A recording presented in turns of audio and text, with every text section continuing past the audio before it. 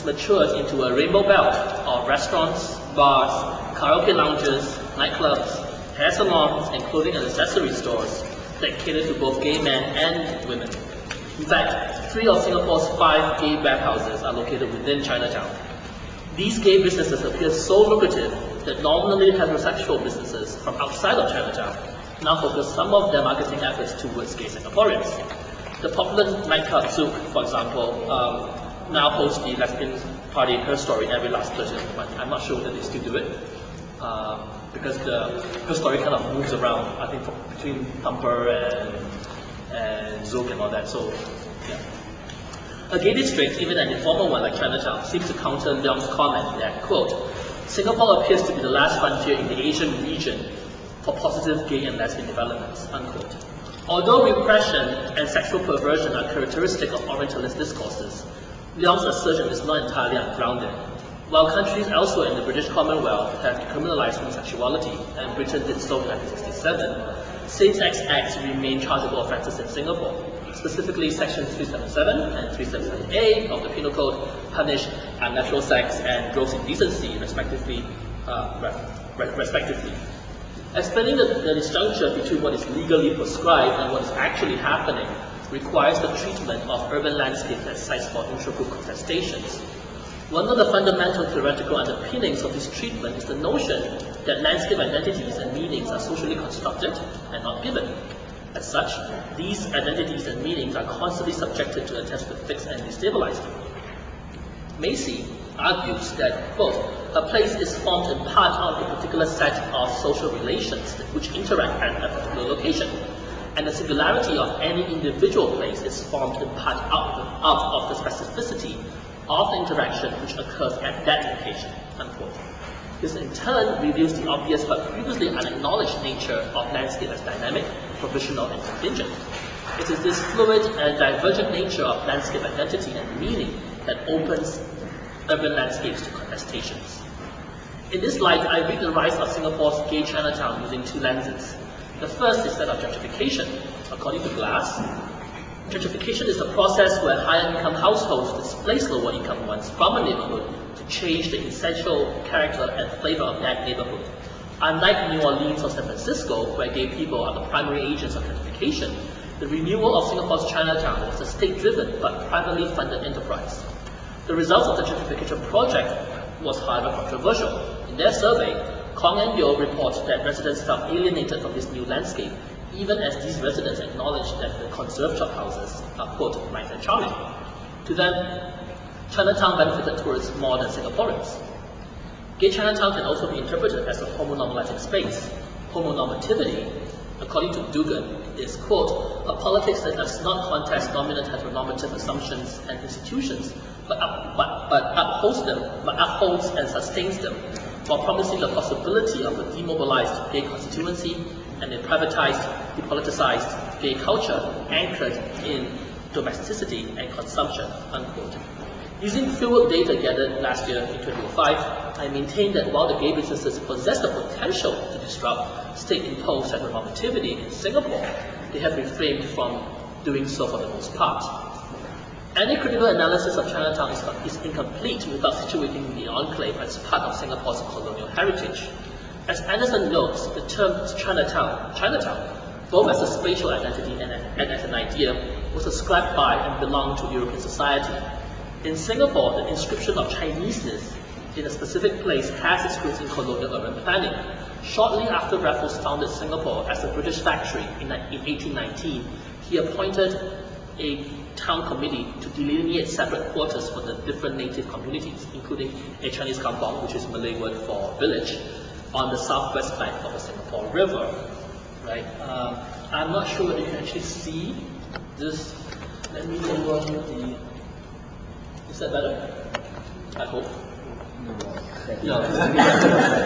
Previously was better. Oh, previously was better? Okay. Let me raise this. Right. This is the a town plan of Singapore shortly after it was founded as a British colony. Right. As colonial Singapore consolidated her position as the region's premier entrepot, Ever-increasing Chinese immigrants streamed in to look for livelihood and economic advancement. They gravitated towards Chinatown because the enclave offers such social support structures as clan-based accommodations and the control of particular occupational niches by one's linguistic group. Housing one-third of the municipal population by the 20th century, Chinatown developed a reputation as a disease-ridden cesspool. Popular discourses often depicted the enclave and its clutter of gambling houses, opium dens, gaudy temples, and dimly lit brothels as filthy, pestilential, and immoral. Right. Here we have a picture of Chinatown taken around 1930. Right. And as you can see here, the picture matches the description of Chinatown in popular discourses as this disease-ridden cesspool. These negative images continue to plague Chinatown even after Singapore's independence in 1965. To implement its ambitious plan to become, quote, an integrated modern city centre worthy of Singapore's present and future as the New York of Malaysia, the state decided to excise slums such as Chinatown. In particular, the previously ubiquitous 5-foot ways were targeted for demolition. These distinctive terraced shophouses and tenement blocks are so called because colonial laws dictated that their verandas must extend 5 feet from the frontage. Right. I'm sure Singaporeans here will know what are 5-foot ways. Oh, some don't. Okay. These are 5-foot ways, which you can still see in Chinatown. Right. This is. I think you're using the word 5-foot way refers to shophouses and tenement blocks. Are you sure that is correct? And that's a pavement, isn't it? Right. It's called 5-foot ways because the laws at that time dictate that the verandas must extend 5 feet from the shop front. So referring to the veranda, 5-foot way is the veranda, not the building. Not the building, but the name 5-foot ways has become stuck and refers to this type of houses. Is that so? Arcade. Huh? Could be? Do you refer to only the ground floor as the 5-foot way or all the other floors as the 5-foot way? I think it as I think as the style. I take it as the style, as the architectural style, but I may be wrong. I'm trying to understand how why don't you use shophouses? Yeah, nobody knows them as 5-foot ways anyway. I know them as 5-foot ways, so and people, I think some people do too. So right. So from now on, when we hear 5-foot way, we think shophouses. Okay, right. With the considerable rent gap, the 5-foot ways constituted inefficient, undisciplined, and irrational land use in the eyes of the modernist state. In their place, the state built high-rise, low-cost public flats to house those residents forced to relocate because of Chinatown's redevelopment. And you can still see these public housing in Chinatown, right?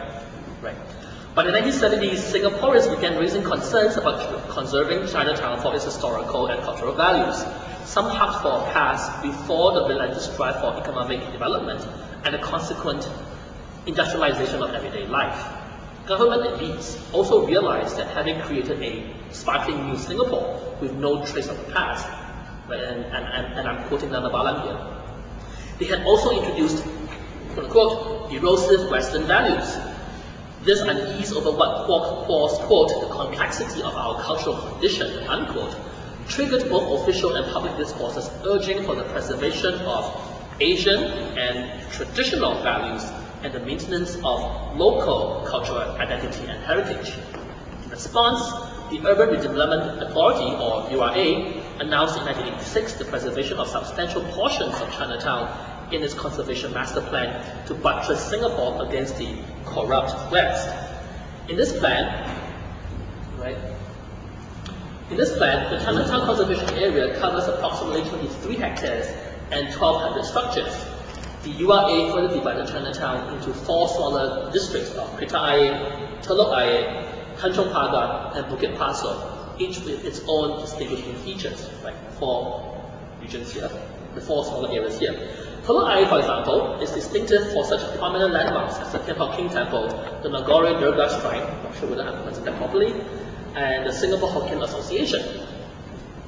Ironically, the conservation project also focused on the 5-foot ways, where once they were incommensurable with the modern and dynamic city, these shophouses are now seen to, quote, create a sense of human scale, rhythm, and charm not found in much of our modern architecture. Where once it was regarded as a virulent cesspool, Chinatown now showcased a distinctively cultural area, and I'm quoting the